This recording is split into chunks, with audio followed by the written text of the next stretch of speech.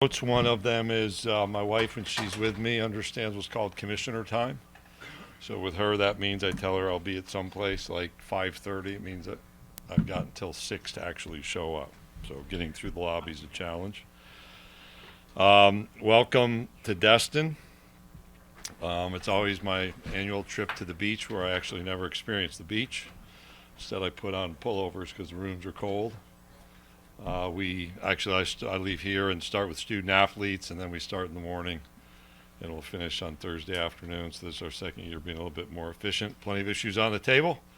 Talk about football scheduling during the week. Talk about the college football playoff. Talk about NCAA governance. Talk about if there is a settlement, what that might look like, and the work that's been done to prepare for if the settlement is approved. Probably any other number of issues, tiebreakers in women's basketball, tiebreakers in men's basketball as a result. We'll have a conversation about should we move to a permanent site for our softball tournament in the future, and preparing for what's ahead next year. So with that, I'll stop, because tomorrow's introduction will be much longer, I'm certain, and see what you want to talk about. Greg, can you explain as you see it the pros, the upsides to a playoff format with multiple AQs versus a playoff format where all the bids would be decided to be at or No, not for purposes here. There's a lot attributed to me that is not at this moment attributable to me. So our athletics directors met 3 weeks ago, looked at a set of formats. We have interest in some. We're not committed to any particular format. I have, over time, talked about, hey, let's just have the fill in the blank number best teams. That goes back to 2019, 2020 playoff expansion. I've reiterated that. I think our room has an interest in a different model. We'll see how that conversation manifests itself this week, and we'll look a little bit more deeply at different ideas, which will put me at some point in a better position to answer those questions. would you elaborate on, you said our room has interest in a different model? Different models, yeah. Our athletics director's room in particular went back to early May when we had a meeting where we focused on some different ideas. So we'll bring back some more information for them to take a look at. Is it a case where you want to present one or several models to your presidents at the end of this? I think it's incorrect to simply focus on the college football playoff at this moment, at least our existence. We've been talking about football scheduling within our own league. I think last year, for example, is a really good experiment. And if you go back to last year at this time, I said in the year ahead, we're going to have an expanded playoff. We're going to have an expanded conference. We're going to play an an 8-game schedule with those 16 teams. And we're going to learn some things. And so we did. But one of the things we learned is you're not going to divorce your regular season schedule from college football playoff selection. In fact, I think there's more of a feeling that regular season scheduling is governed by college football playoff selection. Witness the discontinuation of a series and this isn't critical of Troy, it's critical of the reality that, hey, you can drop a big series and it's not going to hurt you come selection time. You have a team that played 4 games against teams with 6-6 records last year that got in. Another team didn't play. Really anybody at the top of its conference was selected in. And it's clear that not losing becomes in many ways more important than beating the University of Georgia, which 2 of our teams were left out did. Nobody had that kind of quality win. So, Andy, I think you can't just like run down a college football playoff selection idea without thinking about, well, if we play 8 or 9 games, what are the impacts? That's the depth of analysis we're looking at. We also look at, and we'll go through this tomorrow, our whether people want to agree with it or not, that's up to them. We can go through the analytics and show the rigor of our schedule is different than anyone else's, period. And we had a learning session in September at the CFP about strength of schedule, and strength of schedule isn't everything, but it is an important factor. And I remember very clearly one of the messages was, if you play the top ranked team and the 130th ranked team, those two games average out to 65 and a half. If you play 65 and 66, they average out to 65 and a half. And so the advisor said, you're just as well playing 65 and 66. Here's my problem. But for maybe one, maybe two teams in a year, we don't have 65 or 66, and everybody else has a group. It's 60 and below. That has to be considered by us in making our schedule, by the CFP itself, and evaluating selection criteria. And while I've one voice asking for that kind of clarity and information, that hasn't exactly changed the criteria as they now exist or provided clarity on how they're applied. Greg, what are your thoughts on, among the formats that have been discussed among your athletic directors, one of those is 4 automatic qualifiers for the SEC and also for the Big Ten. And the critics out there who over the last month or two have said that that marginalizes your other power conference brethren in the ACC and Big 12 in addition to the other conferences. What are your thoughts on that? There's critics all over the place. So if you actually go back and do the research, that kind of format could cost us positions depending on the number of teams. I don't see the critics actually digging in to understand that reality. I don't see the critics actually analyzing, like I've just described, how schedules are evaluated. So the critics can run to the microphones and share their opinions. We're trying to find a format to determine whatever number it is, the best teams in college football. And I think where we are right now is we have used a political process inside a room to come to decisions about football. We should be using football information to come to football decisions. Have to be unanimous. We provide a model and then we sit on our hands for a year and a half, 2 years, as opposed to looking at the depth of issues I'm describing about the game and the concerns about regular season scheduling being impacted by what we have right now. We sat on our hands because we had to have unanimity. One could say that when you talk about automatic qualifiers, look at the NCAA basketball tournament. If you were to give the ACC a certain amount based off of what was happening a decade ago, they're the strongest conference arguably, and now they are no longer that. They had a record low in percentage representation. So why should we be awarding a conference a certain amount of automatic qualifiers for a certain amount of years? Why should we be setting that in stone for several years? Is that an editorial or a question? That's been asked by critics, reporters, everybody out there. Lots at stake right now. Well, I don't know what you're asking. You're That's observing. the question. Do you believe? Wait, stop. I just asked Do you you, believe that's fair? what's the question? Do you believe that setting out that format for several years, not just for 1 year, for several years, is fair? Having that static 4 automatic qualifiers for a certain amount of period. Well, Not 1 year is fair. yeah, your question assumes like one variable when I just walked through there are other variables. And so well, I let you ask your question so you can decide whether you want me to answer the question or not. So there's one variable you asked about, right? Which is if you do this. And I began by saying we're not committed at this point to something. We're interested. To your point, Greg, in some years, that model that Fran's discussing would cost the SEC bids as compared to an at-large limit format. Why do you sense that maybe your membership is not more passionately behind the idea of an at-large only format? Well, in our own room, I've had athletics directors tell me directly that we've given too much away to arrive at these political compromises, that we move teams from outside 12 in. And we've spoken about that before, how many of those compromises does it take? Last week, it took us a while to move beyond a model introduced in 21 early 21 when the conference alignments looked much different than they do now. And so part of, I think, the right conversation is about how do you continue to adapt. Football's not a static game, nor should it be.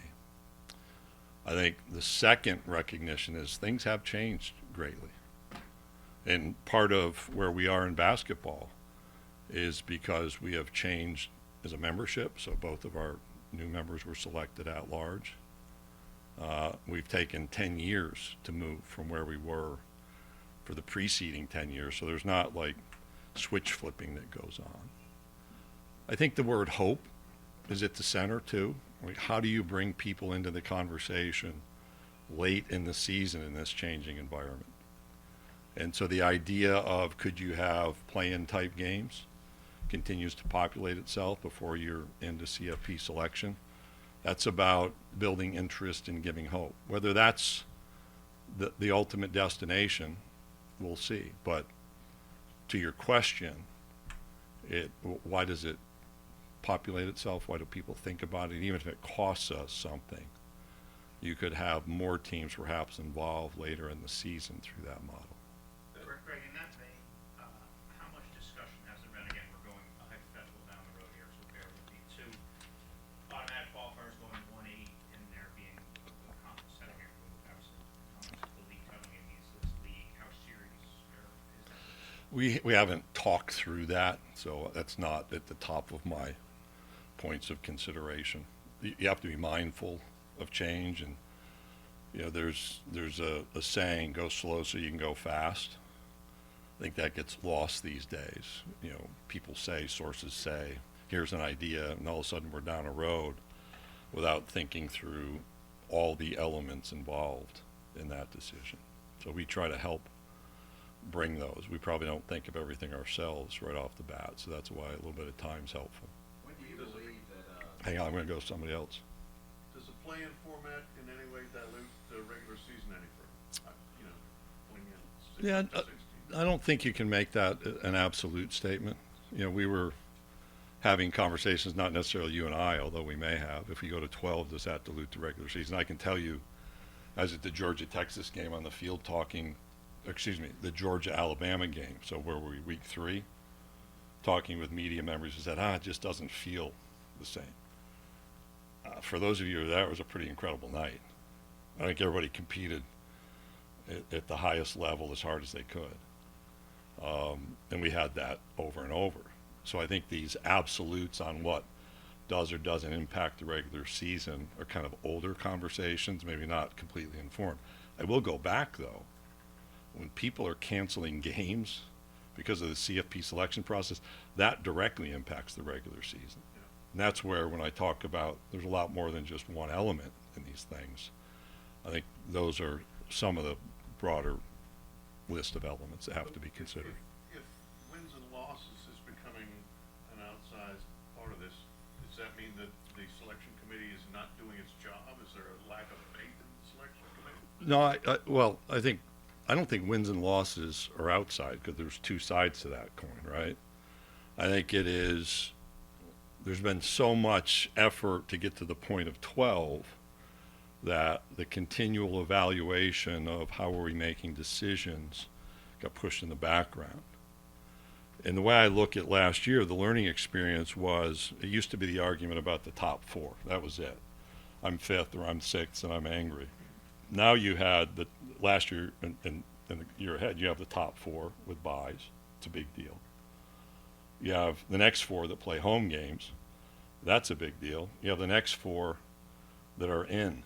And then you have the next 4 who are out.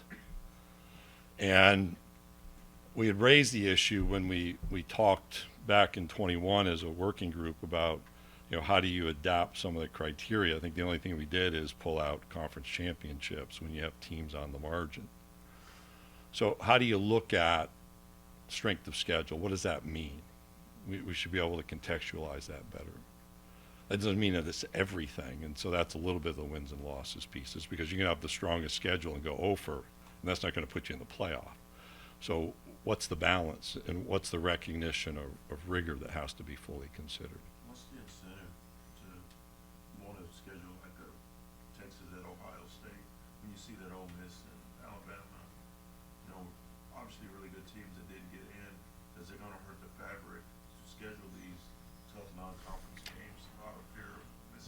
No, I'll go back to the last year of 4 teams when Texas and Alabama played as a non-conference game. I thought, and people had plenty of opinions, that the selection committee honored the importance of that game.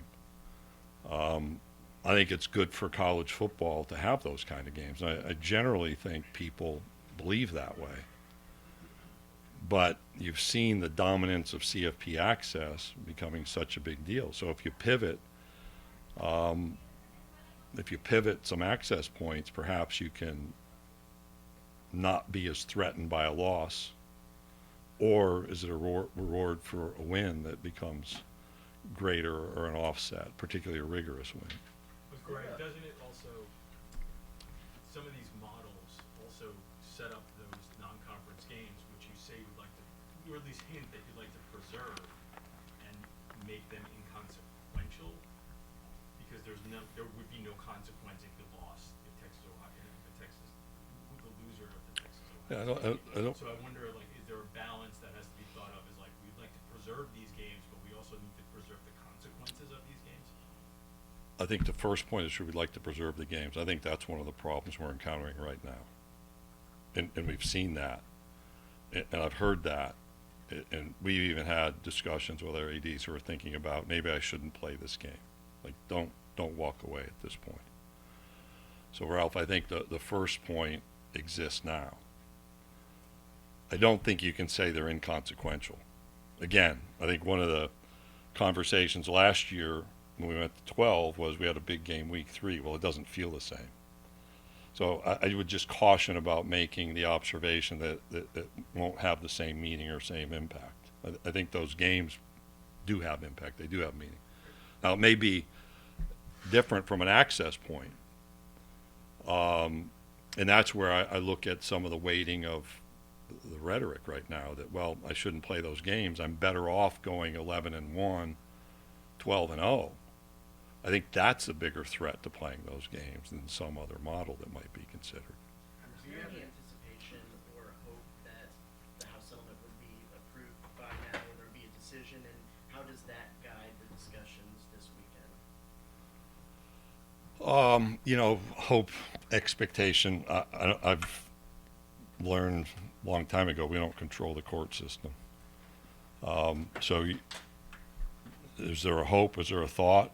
Did people say it would be decided at this point? Yes. We have a responsibility for implementation, so does it pivot what we say this week? Yep. Does it mean we're going to keep preparing? We're going to keep preparing, and we're going to wait to see the judge's final decision on the proposed settlement. Greg, back on The more clarity we can have earlier, because clocks are ticking here, the better. Greg, about the challenges of teams 11-1, 12-0 being compared against teams with more losses. Were you surprised Alabama did not make the playoff last year? I don't know that I'd say surprised. I think that's one of the realities, but I spoke in July at Media Days asking how will a 9-3 team, and I used Georgia as a really good example given their 3 really difficult road games. How do you evaluate that against other teams that don't come anywhere close to that? And as I said, we learned something the first time through, and that raises the need for deeper analysis and understanding. If we're going to just incentivize wins, playing fewer winning teams can get you to more wins. I don't think that's great for football. I mean, to Ralph's question. So I think the pressures create the need for something to adapt. Greg, I remember when you were at Nashville Big Ten meetings, you said, to paraphrase you, that this has to really go well. It has to work the first year of the 12-team playoff. All the things that you're talking about, if you were to kind of look back, like, we didn't check that box. Who got left out, who didn't, how it worked, selection committee, like, did it work out, did it really work as well as you were hoping it was going to?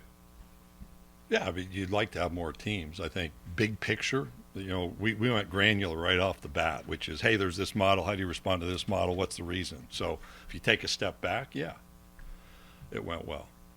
We had 12 teams selected. There's always going to be agreement and disagreement. I think we're late in adjusting the seating I think that could have happened sooner. We've done that for the year ahead. And nobody's asked me about the why of that, so I'll be happy to come back to that. You watch viewership build. I think when you actually looked at actual comparisons, so don't compare a January 1 game to a semifinal a week later, but actually look at the performance of that game relative to other sports properties. I think there's a lot of good there. You never sit back and suggest you've reached a destination. There's always work to be done. But I think big picture, I did say that in Nashville, it has to work. I think it did work, and I think it's still has room for improvement. We all got that on our report cards back Right, when in elementary discussing school. the straight seating, in discussing the straight seating with other commissioners, we just kind of brought it up. So what were those conversations like over the last couple of months, looking at what the last college football playoff was with 12 teams, and then making that decision for a straight seating? Can you take us behind the curtain? Oh yeah, that's a lot of meetings. So, Maybe break it you know, down the into- Campbell's soup version, Exactly. The overall. That'd be great. which is condensed, or Reader's Digest version, I guess, too. Well, the notion of reseeding or does the allocation of teams. So part of the criticism is, well, this allocation of teams thing is kind of new. It's not, actually. It exists in different formats. You could be outside the top 12 and moved in. We saw that with a team last year. You could be outside the top 4 and move into the top 4. And when the model was developed, you had a Pac-12 as it was historically constituted. You hadn't had the movement. And so when we went through that research at that time, I think every year but one, those top conference champions were either in the top 4 or proximal to the top 4. And then what happened this year is we're down the scale pretty far. We're pulling people out of the top 8 into the top 4. And that wasn't the expectation. So we identified that. That's one. We asked as a group, what might the brackets look like? And you had one sample size, 1 year of real life. There are financial implications because there was a financial award for having received a bye. You had a payment for the first round, second round. Could the math be adjusted there so that people didn't lose in 25? There were efforts to say, well, we won't vote for the 25 season if we don't have guarantees for 26. You know, my position was if it's about kind of straight seating based on the ranking, so we'll keep allocations involved, that I'd commit to 26 and beyond if people were ready to do so. And then there was a point at which, because you needed unanimity to make the change this year, look, we're going to have to vote at some point. And when we did vote, it was a unanimous vote to make the change. And I think you look at the acceptance of the straight seating model is one. What I said, I'll be very clear, that in the current alignments and in the current playoff, it becomes very difficult to say, well, if you're Texas and you earned a 3, why are you at a 5? And if you're a Tennessee that earned a home game based on the rankings, why are you displaced to a road game? And that becomes much harder to defend than it looked like it would be in 21. Is that enough behind the curtain? No, that wasn't enough on the curtain. Yeah. Is there a lot of? Kirk? Give you the variables, if they change on the 8 or 9 game schedule, any variables kind of grow in prominence on what y'all decide this week on that? I think the CFP selection process has become a much bigger deal after 1 year. Yeah, I think that one, and again, if you go back, since John was kind enough to quote me last year, you can double check. I said, you know, CFP selection, we're going to go through this 16 team, 8 game, first time. We have schools that think about bowl games primarily in that, but the questions about the selection process, not criticism of the committee, but criteria and process are meaningful. You've seen some say we should go back to the old way of the BCS. You know, is there some kind of in between human and machines that can inform? You know, we've got analytics. I'm just going to stay in retirees corridor because at some point I've read press announcements on you guys and you keep showing up and asking questions. Tennessee's Sankey Ziegler is sued for 5th year of eligibility. Would you like to see college athletes get 5 years of eligibility? You know, you've kind of cross-pollinated two things. So Sankey and the courts have to decide what's going to happen. I think the introduction of 5 and 5 happened back in like '92. I think I had just arrived at the Southland Conference as an assistant commissioner for compliance. Around 15th Avenue in Plano, Texas, with our office, 15th Street, and it was not advanced. It came back in '98 as a commissioner of the Southland Conference. I think at that point we were at the Campbell Towers down off 75. And I was involved in that conversation. It didn't advance. I was here during the era, and the reason I remember is because of a conversation, I think 2006-07, Mike Shula was the coach at Alabama. Mike had asked like a direct question about it, and it didn't advance. So I kind of put that one aside myself. It's been introduced at the national level. I think the conversation has to be informed with the why it didn't advance before. This is primarily an undergraduate experience. We got a lot more summer school. But we have a lot of waivers out there. And I think some of the rationale for advancing the idea ties back to, can you get through the waivers and just have something standard? And you could do that at 4 years of eligibility. Plenty of court cases now related to 5 years, 4 years within 5. I mean, they're all over the place. Should my year count at junior college? Should it count at Division II? Should it count at Division III? I mean, I played 2 years of NAIA baseball and 1 year of junior college basketball, so perhaps there's something out there for me. I get enough of these. I think the NIL money's a driving force in some of this too. I'll let others speak to their why. Greg, can I ask you one more question? Is anybody else who hasn't asked a question have a question? Because I sent Brandon down. I shut Brandon down. I have a question, whenever. Well, you didn't raise your hand or anything, so how am I supposed to know? We're supposed to raise hands. Well, or jump in, or retire and then come back and ask more questions. What is the course of action for the league in maybe the power conferences if the settlement is denied? I think there are likely several, and I'll let my lawyers speak to that within my rooms, Ross, rather than publish it. I think we're still awaiting, focused on preparing for a settlement as it's been presented at this point. But do you have a plan? I go back and indicate you asked about course of action. I think there are several. I think those are properly discussed in our meeting rooms. How well prepared do you believe you as a conference and your schools, your membership are prepared if the settlement were to be approved on July 1st to kind of hit their ground running with the new landscape? I think we've prepared as well as we are able. Now, anytime something's new, and I've said this, there's going to be turbulence, there's going to be questions to be answered, and our time frame is compressed between decision and a lot of implementation work. A lot of people have spent a lot of time preparing. There'll be questions under like the anti-circumvention clause that's embedded within the settlement. They have to go back to plaintiff's counsel for participatory problem solving. So to the extent we can be prepared, I think I know we've spent an incredible amount of time, energy across the 4 conferences. And, you know, I think the judge said in the order on roster size, hey, don't get ahead of this decision. And that's part of there's a healthy reminder of why we're waiting as patiently as we can. You've been, see, I'm trying to jump in. You've been in NCAA governance committees for 30 plus years, I guess. Right now seems to be an important time. 28. 28. Is there socializing this proposal that grants the power league 65%?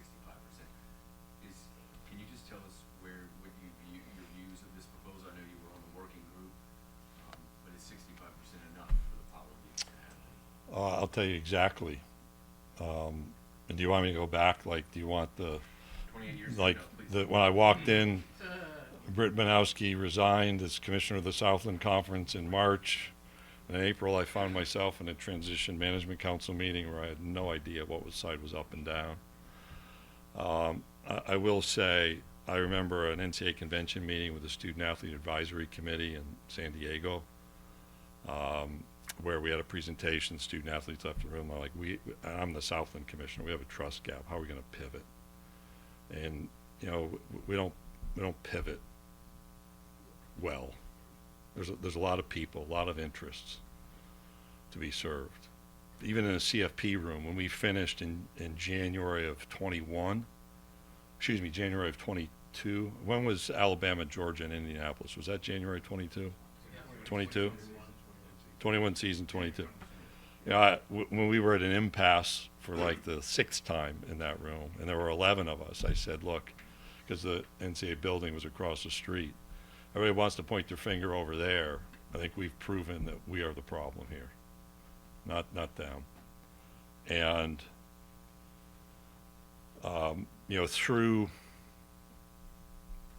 I was done participating in NCAA committees pre-COVID.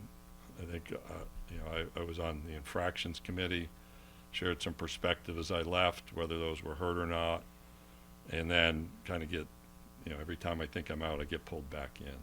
I don't know if that's a reflection on me or somebody else. I felt back to trying to write an autonomy list and have that back in 2012, 2013 when I was an associate commissioner. There were more changes that could have been pursued then. It goes to the NCAA board, and then it's kind of negotiated back from the ask. I think if more autonomy had been granted then, that would have been healthy for the entire system, because you can go back and you see where autonomy was used, and I think it's helped everybody. Cost of attendance, more medical care. The concussion protocol came out of the autonomy process, just to name a few. That doesn't mean we're perfect, but I think having more autonomy would have been helpful. So in this current iteration, the Southeastern Conference has asked for more authority and autonomy for the 4 conferences.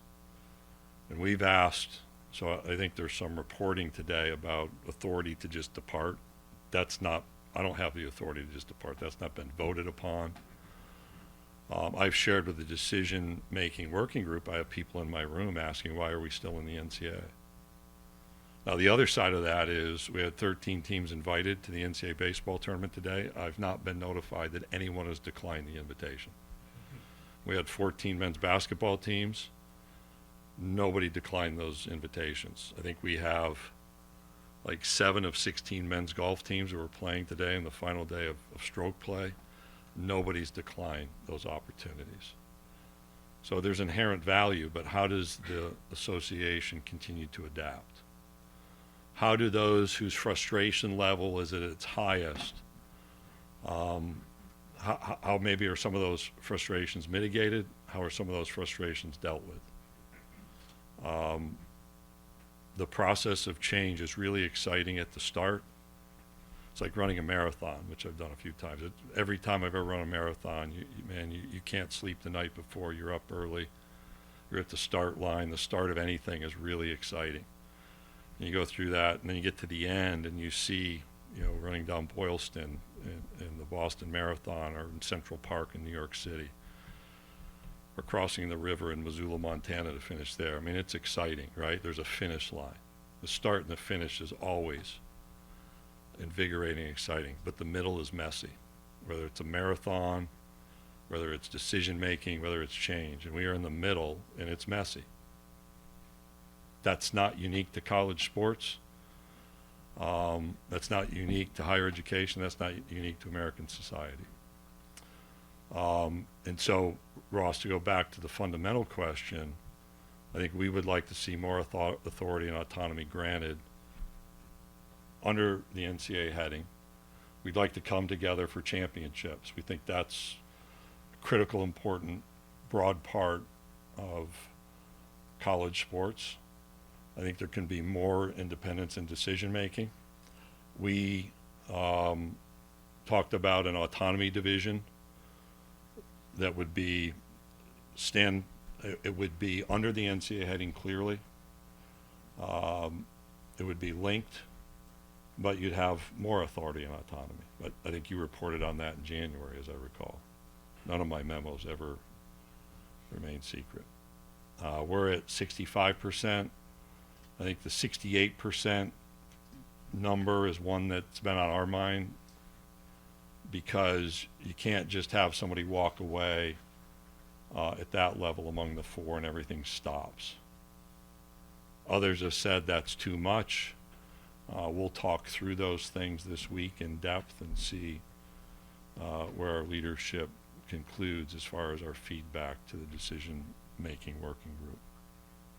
But I've been clear within the room that we are interested in this autonomy grouping having more authority and autonomy within the NCAA structure.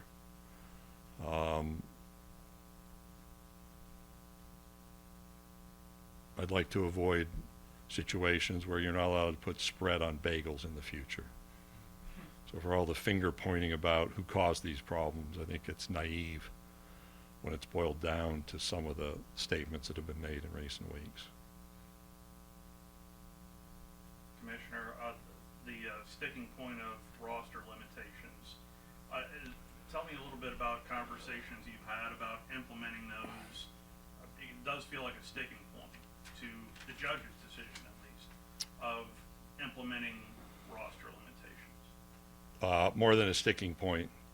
Go back and relook at it, and then don't come back to me without doing something different. So there's been an assignment from the judge to do something different, particularly for implementation. And so that's been presented, I think, in a way that we think can result in settlement approval, but that's up to the judge. Commissioner has dinner tonight with student athletes here in a few minutes, so he gets to go. We got one more question. Can I do? You go for it, if you want. Okay. So to get back to the playoff, but it also, I think, gets to governance to a certain degree. Talking about your ADs, have said we've given up too much. You're sort of, again, in a position of thinking about the greater good of college football. That was talked about a lot from other commissioners last week when there was some decision Yeah, so- proceeding. How do you balance what is Well- best for the SEC, what is best for maybe giving up a little bit for the SEC would be better for the whole? Look at a track record. We didn't need 12. Had we stayed at 4, we would have had half the 4 last year. I don't need lectures from others about good of the game. I don't lecture others about good of the game. And coordinating press releases about good of the game. You know, again, okay, you can issue your press statement, but I'm actually looking for ideas to move us forward. So Ralph, I'll go back and say, I thought the 12-team design was really well considered at the time. But we never had a unanimous vote to support the 12-team playoff. So even though I was involved in that work, that didn't mean everybody in this league, when we were at 14, thought it was the best idea. But you engage in that type of problem solving. Our 8 or 9 game schedule, that goes back to really 2018.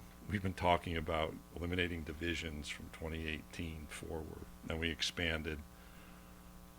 So it became a different conversation, and the shape of that conversation has changed over time.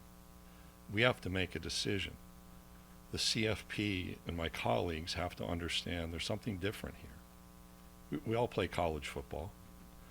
And so while you ask that of me, I'll go back and say, we didn't need a 12-team college football playoff. Thought it was good for the game.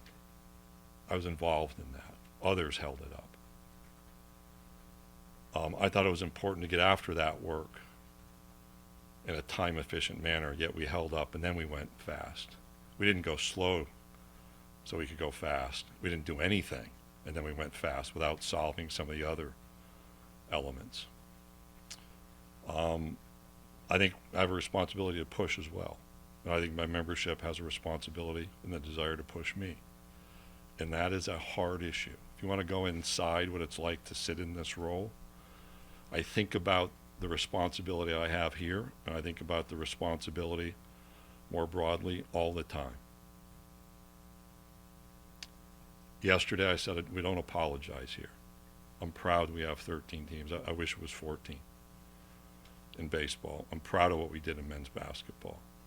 I'm proud that we have, I think it's 5 of 8. Is it 5 of 8 in softball? I actually think that can make other people better too. And when I go back to the college football playoff, I'm open to ideas. There's just not a lot of incoming. My phone's not ringing off the hook with, hey, here's another way to look at it. And so we'll continue to be thoughtful. We'll continue to try to provide perspective and information to our members and help them guide the decision. And ultimately, I recognize I'm the one who ends up typically in front of the podium explaining not just myself, but ourselves. So good luck to me. Herb, you said something just real quick. You said there's nothing incoming, other models, but when you guys met last, there were a couple models that were presented, right? Yeah. Took a while. I mean, there's opportunities for more. Your reaction to those models? I would just go back, since you probably know the models, go back and look at those models and look at displacement.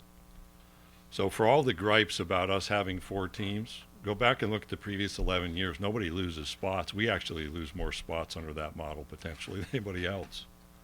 So I get all the criticism, but actually dig into the rankings on Selection Sunday. And I think one year we would have had a 17th place team that was our 4th team. And if we had this play-in, there'd be another high-level game that likely would have elevated that team into the top 16. But some of those other ideas pulled teams that aren't ranked, that are deep in the 20s, into displacement of teams that are like 10, 11, and 12. And I think we have to continue to dig into those ideas, but that's tough. I don't think it'd be me at the podium in the future if some of those ideas were the ones adopted. Hey, Greg, Ralph got it. It was subtle, but Ralph got it. Greg, would it make sense to just go straight to 16 teams rather than maybe stair-step to 14 if it's open? Yeah, remember the days when we were talking about playing too many games? Like, to John's question about success, I don't think anybody wrote that article last year. Remember that? Well, they could play 17, they could play 16. Did anybody write the article last year about it was too many games? And I didn't hear anybody say it was too many games. I heard coaches talk about how they adapted. No spring games. Yeah, well, yeah, and I think like the no spring games, there's a lot about, well, I don't want people to know. I think people know. I actually think that's about preparation, that the rosters change so differently that every one of those days is precious. I actually think that's the bigger reason for some of the changes that have taken place. 16 has had more traction in my league than I would have anticipated a year ago. And over the last, where are we now? We're almost to June. So after over the last 6 months, 16's become much more central in conversation. As I said, we're interested, not committed. But that interest level at 16's gone higher. I think 14, 12 was just 12 until January of 20. Like, that sounds like Nate Bergese in the boat on Saturday Night Live. 12 is 12. It's actually a dozen, as you know. That's so 12 was 12. There weren't a lot of other ideas floating. And then as we kind of came down to decision time on making the commitment in or out in early 24, 14 was introduced. And, I think the natural progression is 16. We did look at all of those numbers. When we looked through the working group, we looked through 4, 5, 7, 8, 10, 12, 14, 16. If you're familiar with another great Saturday Night Live skit, The Change Bank, if you go to that one, that is the CFP numbers discussion right there. Volume, right? Mike Leach, God rest his soul, 64. Yeah, I threw 64 in there, so I don't know if that was embedded in your question, but we should remember Mike fondly. Herb said one more, and we had 3. Yeah, try the veal. Try the veal. Yep. Appreciate it.